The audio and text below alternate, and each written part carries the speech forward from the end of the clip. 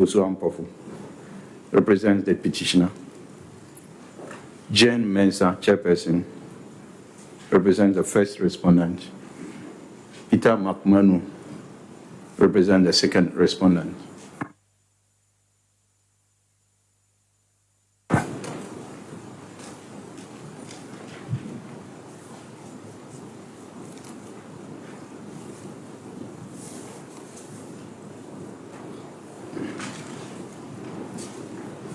If it please your lordships, I appear for the petitioner with me, the petitioner applicant with me, my learned friend Tony Letha.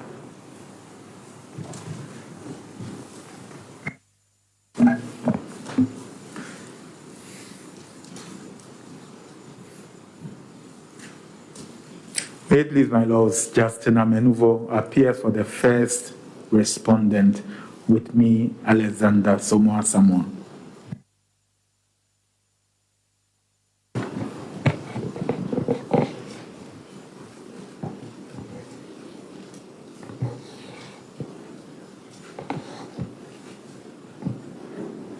If it pleases your lordships, I Contempt for the second respondent. My lords, with me are my learned friends, Frank Davis, Kwekwe Sirifi, and Yao Pong.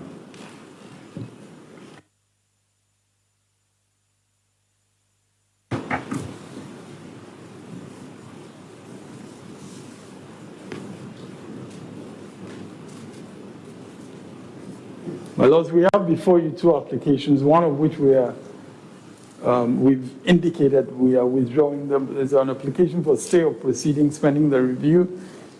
The review has been disposed of, and we do not intend any further steps in relation to that application.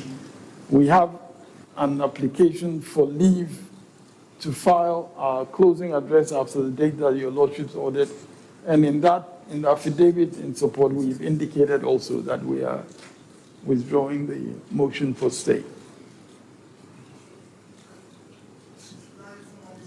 Yes, my lord.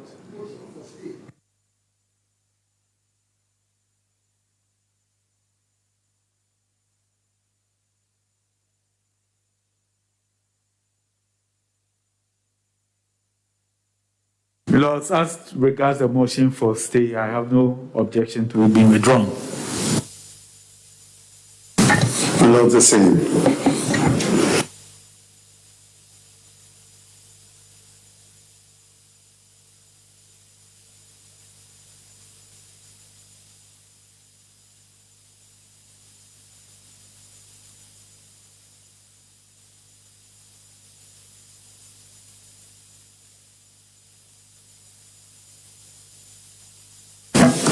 By court, the motion for stay of proceedings is struck out as withdrawn. Most grateful.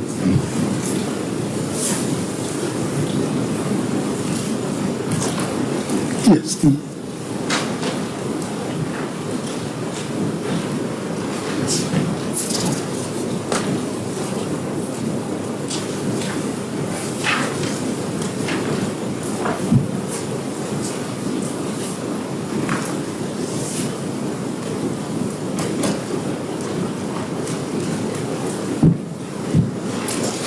As I move the motion for leave to file our address after the date ordered by the court, I move that applications in terms of the motion paper and the supporting affidavit.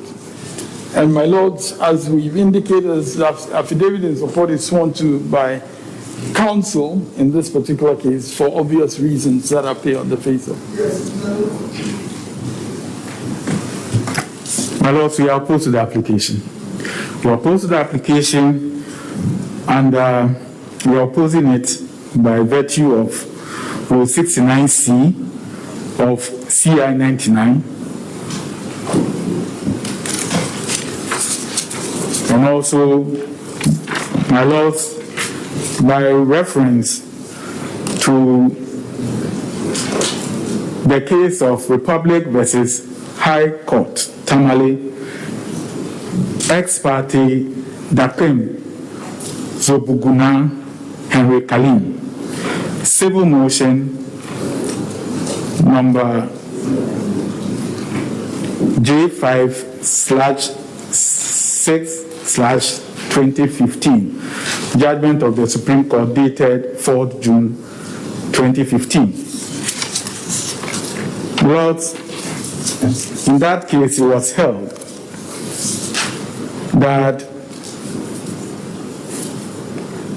the bare fact that an application for stay of proceedings has been filed does not operate as an automatic stay, so no party has the privilege to stay away from proceedings as the applicant did at the court below. Lords, if we look at the affidavit in support, the applicant or the petitioner is brazenly telling the court the reasons why he has refused to comply with the orders of the court. When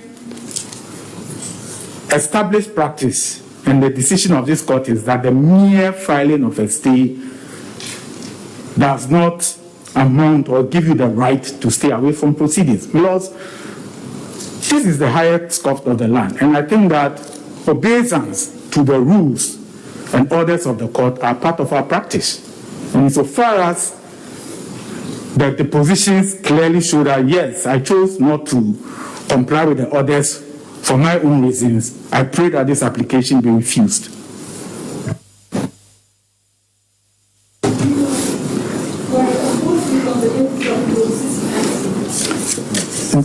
Your Ladyship, 69C of CI 16 as amended by CI 99. Yes.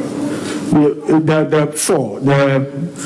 4B, Your Ladyship, with your kind permission, the court may dismiss the petition where the petitioner fails to file the processes regarding the petition within the specified time. Laws. But we've heard the case to conclusion. Pardon? I said we've heard the case to finality. We are left with only closing addresses. Yes, my lord, it's part of the processes that we file.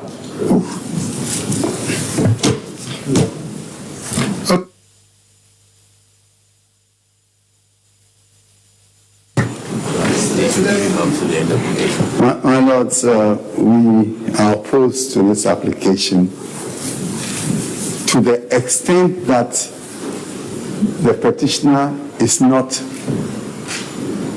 seeking the magnanimity of the court. But what is he seeking? He is asserting a right. My lords, the petitioner, my lords, Yeah. if your lords would refer to paragraphs 10, paragraphs 13, paragraphs 15, and paragraphs 14 of the petition. My lords, of the affidavit in support. My lords, the petitioner is seeking to tell the court what is convenient for it. So it says in paragraph 10, it would not be ideal for me to have to file a closing address without the testimony of the chairperson. In other words, the court has directed him on the 11th of February that we should all file closing addresses by the 17th. And he elects to tell the court that it will not be ideal for him to file, to comply with the court's order. On what basis can a party tell the court much more the highest court of the land? It's coming from my friend on the other side. No, it's coming from my lord. That's the position in the affidavit you are referring to. Yes. So, my lord, I'm saying that this deposition is a direct defiance of the court's order. For leave to file but it's in the leave, in the application for leave. It's an example of the defiance. My lord, that's what I'm saying. That it is one thing for them to come to this court contrite that and therefore the court should grant them leave. But they are trying to justify what they did, their defiance of the court's order. So, my lords, they may be advised to withdraw those paragraphs, offending paragraphs, and just plead to the court that, they be granted leave. But this attempt to justify the unjustifiable. So, comparing with only the depositions, who seems to accept it, right? Yes, because the application is based on the depositions. So, they may choose to advise themselves and withdraw those depositions, of offending depositions. So that, because, my lords, if this court grants this application on this basis, it will set a precedent. It will undermine the court's well-established authority that a review application is not a stay of proceedings. Secondly, that a party who files an application for stay is not entitled to stay until the court grants it. Those are two very important, principles of this court. And if the court grants this application based on these depositions, it will be undermining those principles. So our view is that it's all fair for the court to grant the applications, but it cannot be based on these depositions. No, it cannot be.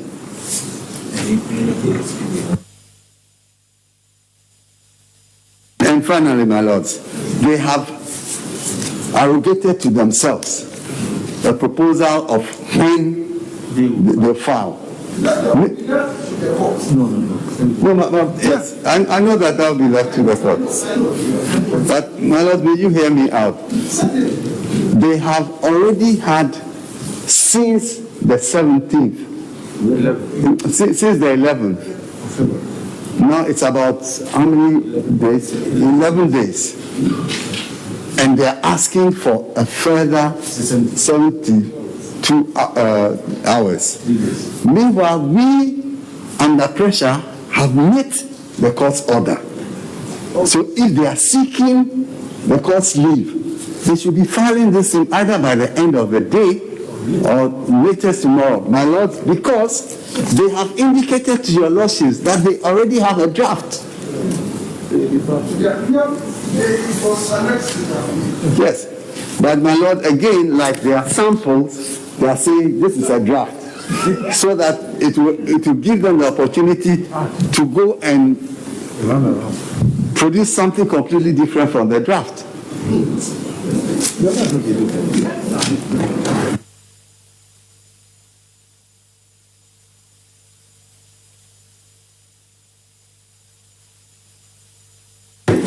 Order in court, please. Order.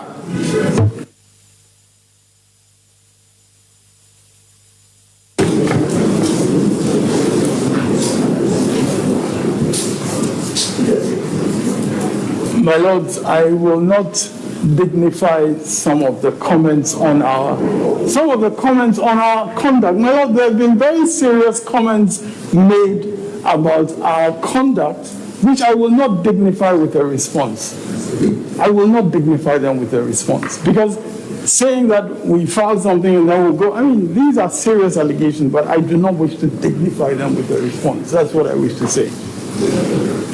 I only wish to say respectfully that we have come to this court asking for leave.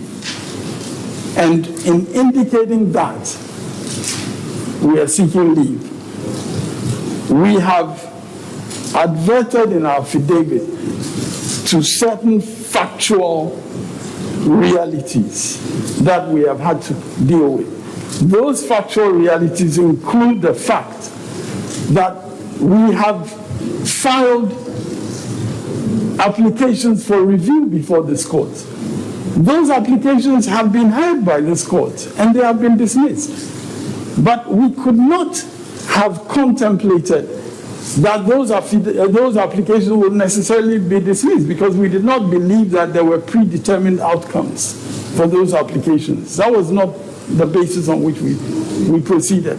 We did not believe that. And because we did not believe that, we took our time to deal with those review matters in the hope that after the review, we might have the chance to have a witness testify. The court has this morning decided, or this afternoon, the court has this afternoon My decided. lords, with all due respect, my lords, he can respond on points of law at this stage. No, please, my lord, that is the process I mean. Please, if the bench wants to say Counsel something, you has defer to the bench, please. Very well, Mr. Contempt, very well. before he could move the application formally, I had wanted to know whether any of you were opposing it. It is normally done in practice just to, as to manage time. So, well, I anticipated that, this is a colleague on the other side who has sworn to an affidavit explaining his inability to do that. He has annexed a proposed, normally we call it a proposed, not a draft, a proposed statement of case or whatever. So I thought that you were not going to oppose. That was why I cut him short and decided to ask whether you were opposing it or not. It is normally done. Very well, my lord. Yeah. And my lords, in the affidavit in support, these clear circumstances in which we have found ourselves have been put before you. As a matter of fact, the paragraph 10 that counsel for the second respondent found so offensive. My lord, with respect, there is no offense to this court in the lawyer saying it would not be ideal for me to file a closing address without the testimony of the chairperson and then have to file a separate further component of should the review application be submitted. That is a very simple statement of the reality that we find ourselves in. So rather than get into all these things, we have given an indication to the court, and we say in paragraph 13, the deponent says in paragraph 13, I will crave the indulgence of the court to allow. We did not arrogate to ourselves a time frame. The position is very clear. I will crave the indulgence to allow, and this just gives an indication to the court of a time frame within which it will be feasible to file. How can anybody interpret paragraph 13 as imposing on the court or as not being, as not recognizing what the court's authority in this? The very heading of the application is motion for leave to file. And therefore, we do not see any problem. But my lords, fundamentally,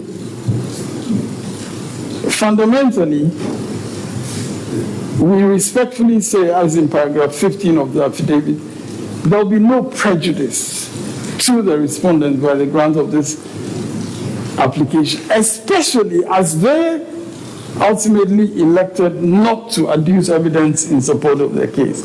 So, my lords, we have not had sight of whatever they filed anyway, because I believe the registrar may have been under some instruction, but the registrar did notify us when he was serving other processes that that particular process had been filed but not served.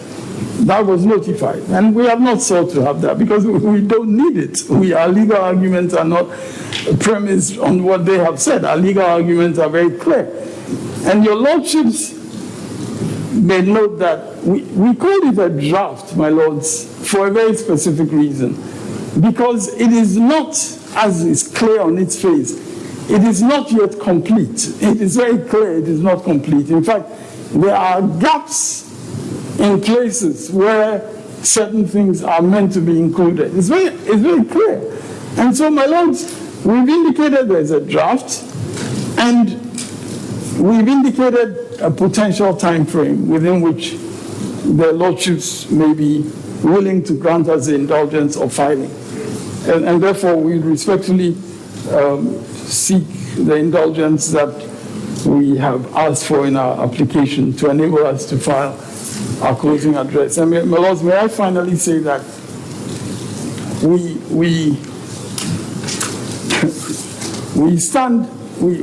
we stand here at the bar, we stand here as officers of the court. We stand here as officers of the court seeking to help the court advance the interests of justice. And in that regard, I believe that a closing address that presents to the court the case of the petitioner in its entirety is something that will be beneficial in the interest of justice. Mr. Chikata, how do you reconcile this prayer that you are now making to the earlier statement which you made when you were on your feet, that you did not know that there were predetermined outcomes? I heard you clearly. No, Mr. Chikata, we can play Mr. Chikata, can you listen to me? When there is intervention from the bench, you have to listen. That is a practice we know from the bar. I heard you. I may not have heard clearly. But what I heard is what I'm asking. Now, how do you reconcile this with the earlier statement that you made, that you did not know that there were predetermined outcomes to the applications that you had filed? That was why you did not file your address. Yes, my lords, what I did you say that there were predetermined outcomes? My lords, no, I did not say it in the terms that you have put it. What I said was that when we made our application for review, we expected that application to be successful. We did not know that there would be a certain outcome. And my lords, we can plead. Mr. Chikata, but my lords, you use the word predetermined. Yes, my lords, I use the word in the context if you can explain. Yes, my lords, I use the word in the context of stating that what the outcome of that was not known in advance by us. So it was not, in our minds, it was not a predetermined outcome. That's the point I was making. For us, it was not a predetermined outcome. That is the fact. And that is what I said. That is what I said. And I believe your lordship has just indicated that that's how you understood what I said. And if your lordship understood it differently, that's certainly not my intent. I stated clearly that for us, it was not a predetermined outcome. And so we could not have, on that basis, prepared a closing address without reference to the potential of that witness being called. We could not have done that. That's a clear indication. And my lords,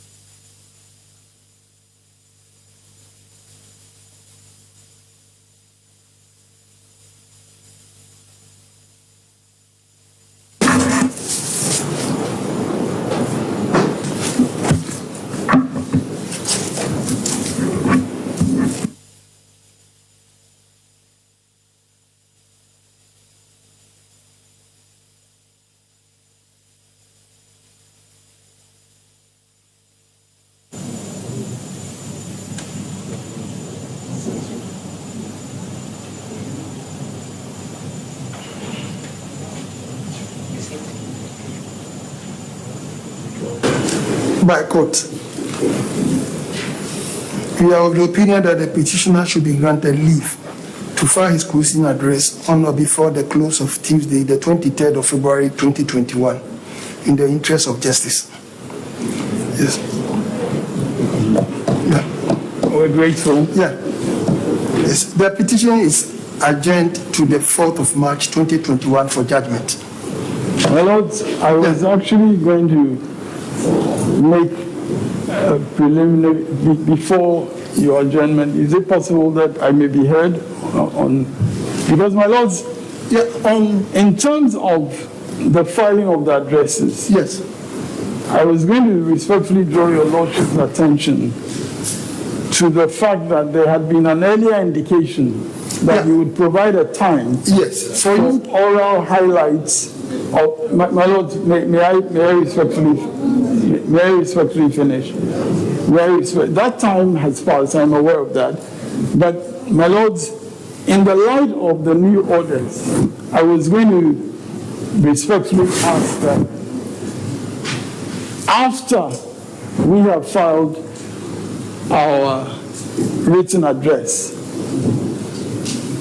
an opportunity may be available for your lordships to seek any, my lords, in the petition of 2013, there was an opportunity provided which enabled certain important legal issues that had been raised in the written addresses to be addressed by the bench and the council on both sides. And my lord, I believe that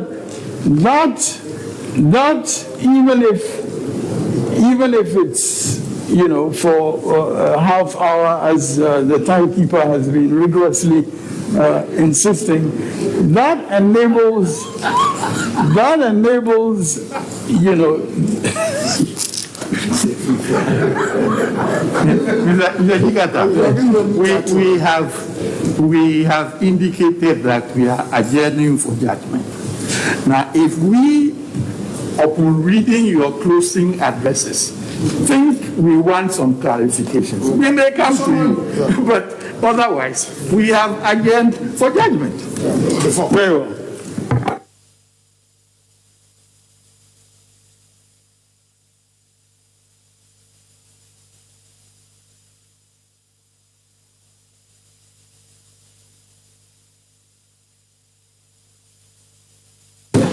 Order in court. Order, please.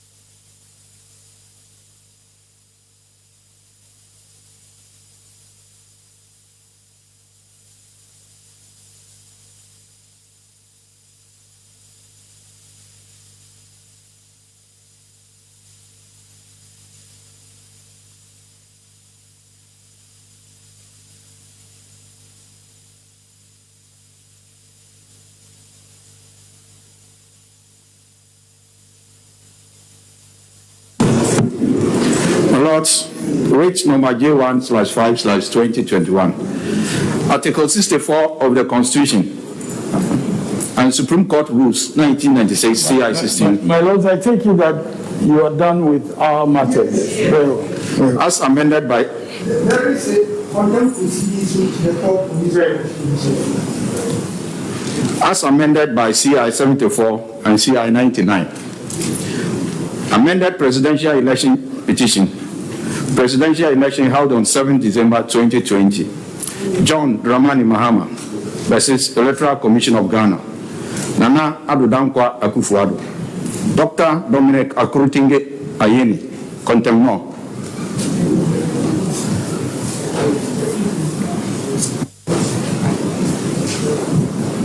Lord, Contempt present.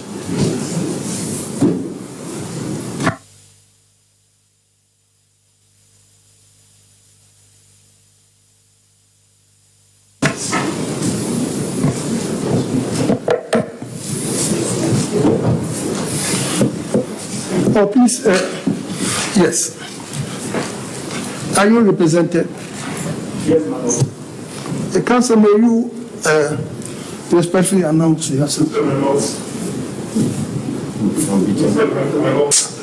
Frank Beecham appears for the contender with Koko Bramlabi and David Beecham.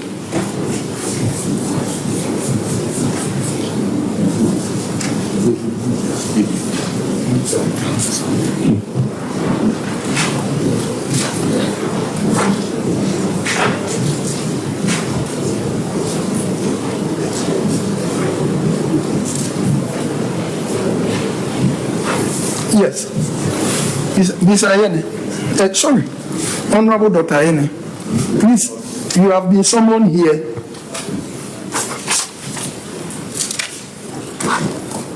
by this court to show cause why you should not be committed for contempt.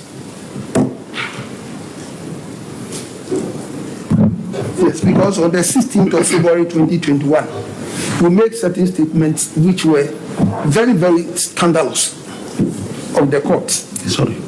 Yes, we have exercised restraint in invoking our jurisdiction to always be committing people for contempt for obvious reasons. The other time, I think you were here when I drew the attention of Mr. Frank Davis. I think so also, yes, Lawyer Pong, then Marietta, the former learned Attorney General. I drew the attention and they stopped. But then, from nowhere, you also jump onto the free end. You made certain scandalous statements which the bench thought that it was least expected of somebody who held a very high office as the leader of the bar when the Attorney General was not present. The Bar Association is just an association, but the Attorney General is the head of the bar.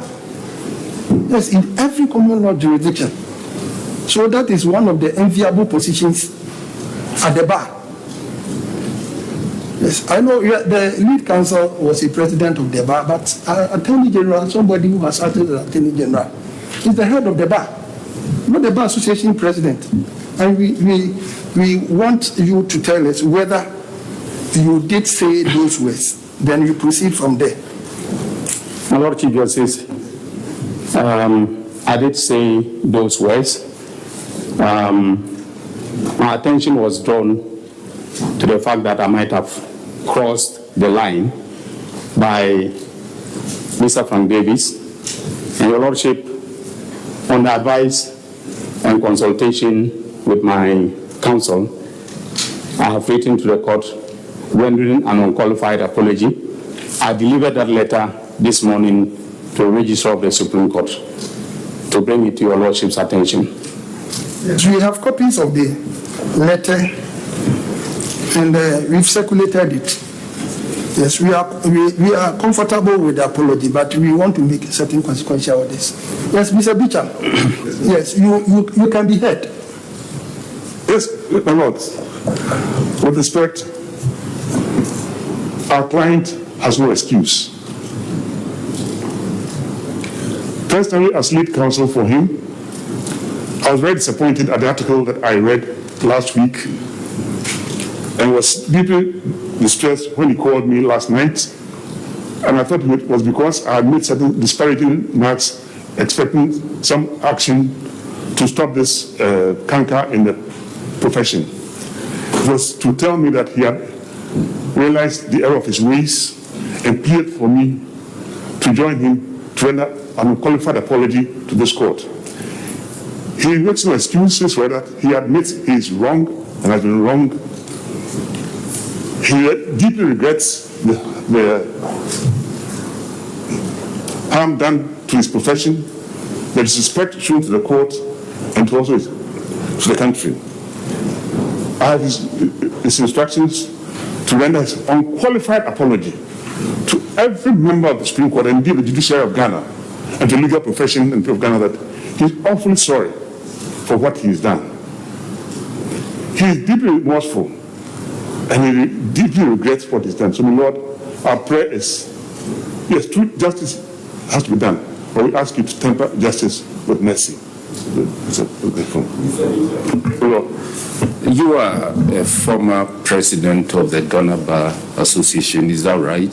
That is so, my lord. I have been worried for some time now, listening to people granting interviews to the media, and not any ordinary people or lawyers, but people who have occupied very high position in this country. And we have to decide where we want to go as a country. In my view, the only reason why Article 88 of the Constitution, or the only ministerial position which is provided for in the Constitution, is that of the Attorney General, is that when you are appointed an Attorney General, you are appointed an Attorney General for the whole country. A party or a president may appoint you as Attorney General, but once appointed, you are the Attorney General for the whole country. And you are to ensure that every citizen of the country is given justice or has access to justice and fair trial. So when I hear former Attorney Generals and Deputy Attorney Generals mount or grant interview and make certain statements aligning in no uncertain term to one political party, it's something that worries me. And as a former president of the bar, I think you have to open a debate in that area about the proper role of attorney generals or former attorney generals, having regard particularly to Article 88 of the Constitution 1992. Man of respect.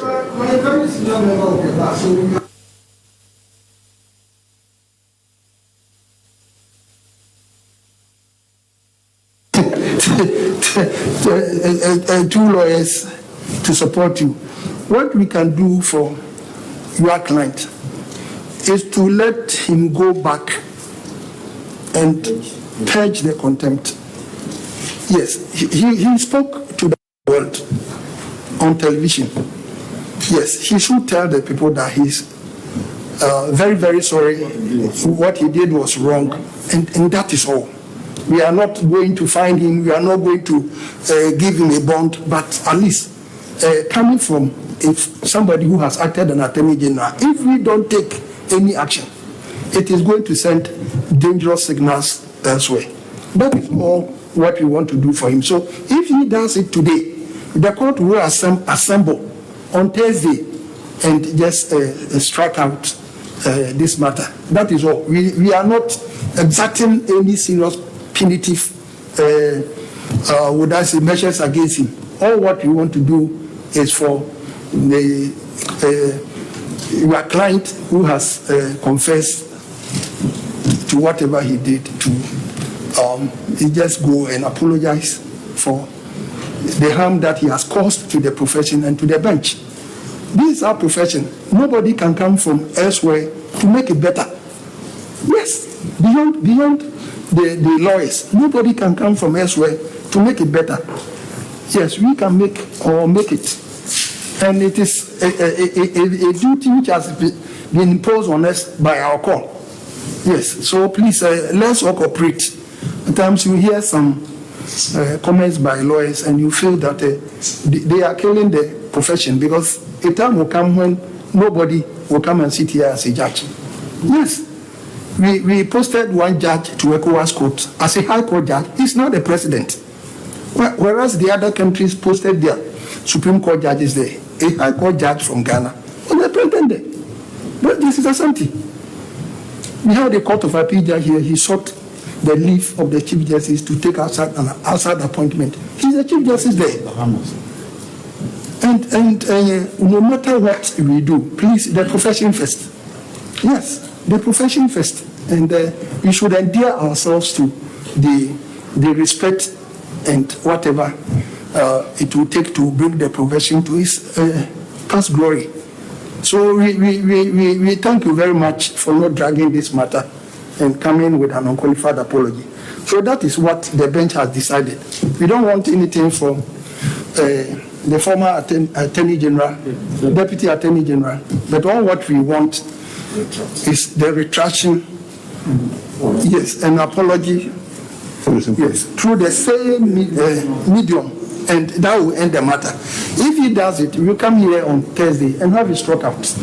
We are very grateful to you for this indulgence, and also taking the cue from the point made by my Lord Amugati, whose views I share personally, on a personal basis. And I did indicate to you why I stepped in, because I was even more worried when he called. And then how to talk when he's addressing the press as a politician. There are two different things, because I know when politicians mount the witness box, they say anything, they can say anything at all. Then at the end of the day, when they are recorded, they come to deny. I've been a politician before. I know how it is. So you should know how to talk as a politician and then how to talk as a lawyer. They are different things altogether. They say we've been insulted, judges are insulted by people who know nothing about the law, and sometimes who know nothing about the issue that is before the judge. And they talk and insult. If they are not lawyers, we don't care. Because if you don't want to be insulted, you cannot be a judge.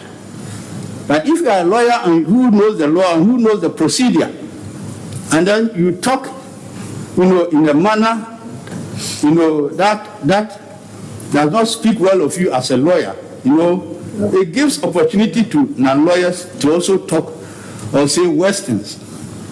So that's my advice to him as my brother. And a younger brother. Yeah, we know what you have done for them. I remember when we went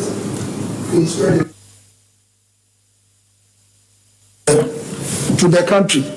Ask him. I called him, and he was prepared to go to the news file to explain what obtains at the various faculties and why people should pick and choose and put their awards and children there to study law, not any faculty without lectures and whatever. And yes, the bench approached you and you did it for us for free.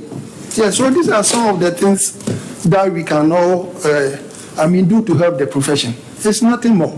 Yes. So we are really grateful and thanks for that. And just one more thing from me. Dr. Ayine, as a former Attorney General, I have sat with you on the Judicial Council before.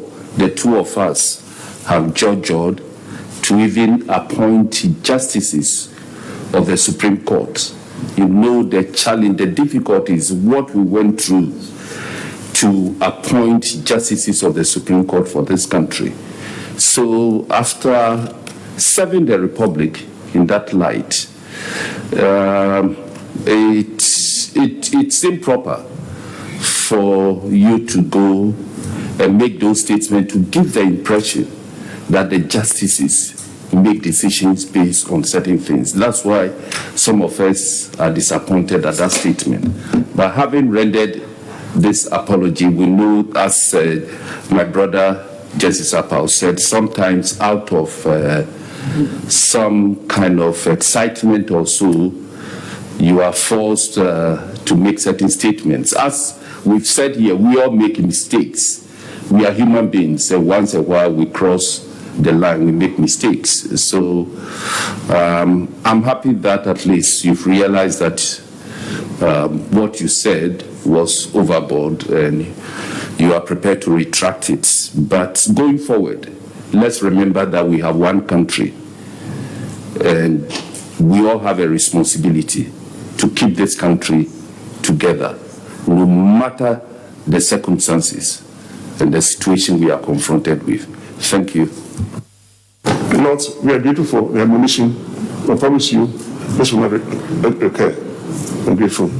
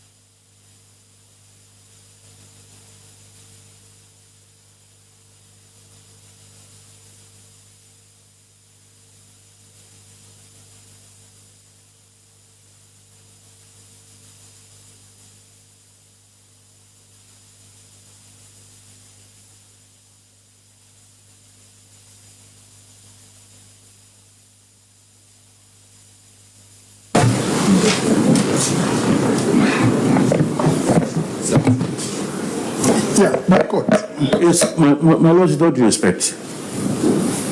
Yes. My Lord, before this matter commenced, your Lordship mentioned my name. My Lord, with the greatest of respect, with all respect to this court, I just wanted to be placed on record that I have not said anything to scandalize this court. I believe that... I didn't say so. What I said was that when we started the proceedings, you were granting interviews, and we drew your attention to the new legal profession etiquette rules. Yes, we drew your attention to it, and you were advised to stop, and you did. My Lord, your Lordship, I no doubt dispute that. Yeah. But I think before the proceedings, I never said you. Something was said to that. Myself and. Yeah. And my Lord, if that is the position of the bench, yeah. I'm exceedingly grateful. I don't want my name to be associated with scandalizing this court. As a former president of the Great Accra Bar, the longest serving president of the Great Accra Bar. And the most populous bar. Yes, and the most populous bar, arguably. Justice Amigache is not looking at me. I was the Mugabe of the bar, and I remain so. Yeah. I'm grateful. Yeah. I'm grateful. I thought you were the Nkoswaimi. Yes, Prof, you can call me that. That was conferred on me by the Sanjay Amisha as a Nkoswaimi of the bar, so I still remember. And we take this opportunity to also thank you for your end of year dinners for the bar.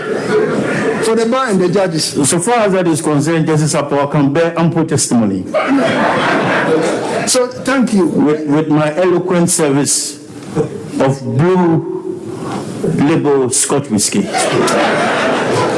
Thank you. Yeah, thank you. This is the order of the court. We accept the apology of learned counsel for the contempt law.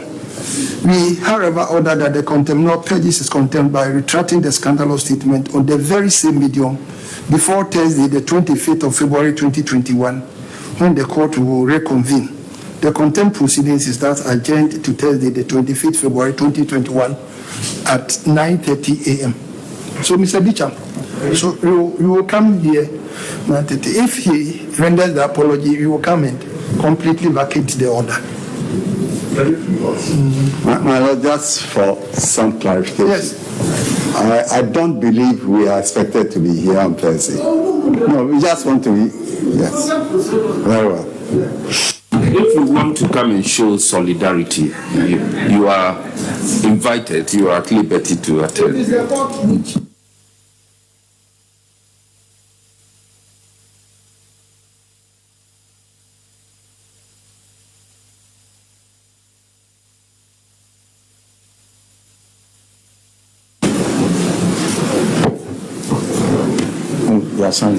So.